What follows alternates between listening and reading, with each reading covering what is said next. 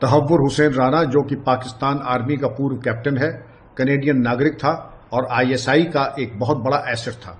यह संतोष का विषय है कि प्रधानमंत्री मोदी और डोनाल्ड ट्रंप की मीटिंग के बाद यह निर्णय हुआ कि उसको भारत प्रत्यावर्तन किया जाएगा। यह संतोष का विषय है कि सुप्रीम कोर्ट अमेरिका के 21 जनवरी इसी वर्ष उसके आवेदन को खारिज कर दिया। अब उसके आने का रास्ता साफ हो चुका है।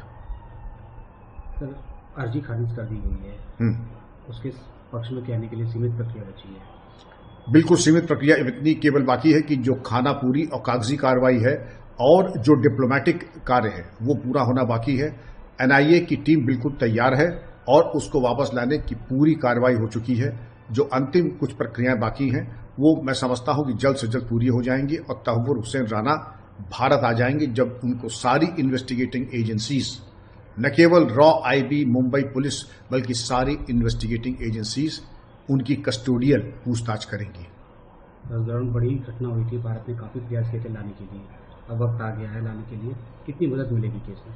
वो तो पूरी चट्टान की तरह से तब अमेरिका खड़ा हो गया था। डेविड कोलमैन हेडली, जो इसका सबसे बड़ा सहयोगी था, वो आज भी अमेरिका की जेल में है और उससे भारत को वापस अभी नहीं किया गया है। जबकि डेविड कोलमैन हेडली उतना ही जिम्मेदार था जितना तहव्वुर हुसैन राना। तहव्वुर हुसैन राना का यह कहना कि वो चूंकि मुसलमान है, अमरीकी नागरिक है, पाकिस्तान ने पल्ला झाड़ दिया और अमरीका ने, पिछली सरकार ने देने से मना कर दिया और तमाम रोड़े अटका दिए।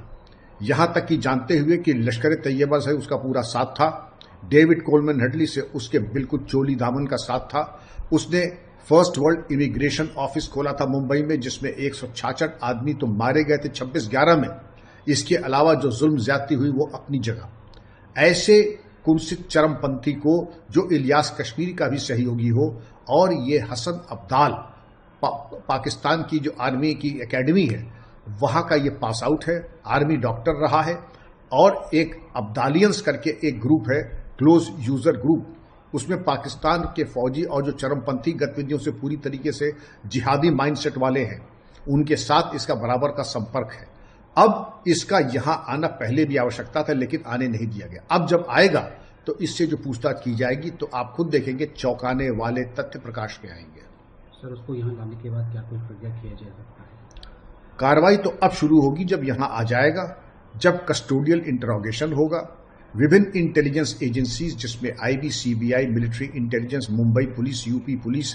अब आप पूछेंगे यूपी पुलिस क्यों? क्योंकि चरमपंथी लश्कर तैयबा, इलियास कश्मीरी, ये सब कोई ऐसा तो नहीं है कि एक ही प्रांत के हों। सारी police agencies, intelligence agencies, custodial interrogation, जिसमें साइंटिफिक एड्स टू इन्वेस्टिगेशन के माध्यम से, lie detector test, polygraph test और अन्य संसाधनों के माध्यम से जो इन्होंने स्लीपर सेल क्रिएट किए या जिनसे मदद ली, उसके बारे में भी पूरी जानकारी की जाएगी।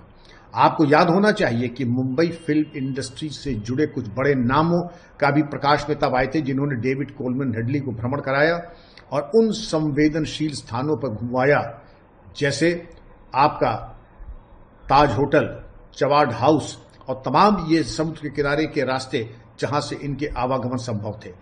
उन सबको बेनकाब करना है। ऐसे रसूखदार लोग जिन्होंने इनकी मदद की थी, जिन्होंने ऑक्सीजन दिया था, उन सबको बेनकाब होना है। काम बड़ा लंबा होगा, पूछताछ लंबी चलेगी, लेकिन इसके सार्थक परिणाम आएंगे।